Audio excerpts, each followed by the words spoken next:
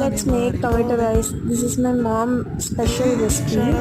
ఆమె చేతి చేస్తే అబ్బా ఎలా ఎంత టేస్టీగా ఉంటుందో. నేను సగం నుంచి తీసినాను ఏమనుకోద్దు, కానీ ఏమీ లేదు అందులో.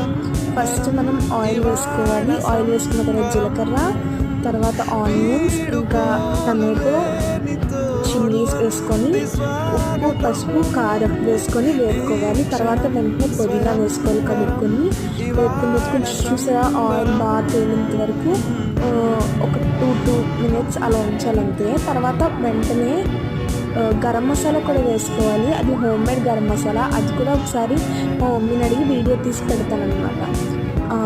హోమ్ మేడ్ గరం మసాలా వేసుకొని బాగా కలుపుకున్న దాంట్లో రైస్ యాడ్ చేసుకొని కలుపుకొని దానికి సరిపడేంత వాటర్ యాడ్ చేసుకొని కుక్కర్ మూత పెట్టుకొని విజిల్స్ వచ్చేంత వరకు వెయిట్ చేయాలి. 3 విజిల్స్ వరకు. 3 విజిల్స్ తర్వాత పెట్టుకొని తింటే అబ్బబ్బబ్బబ్బా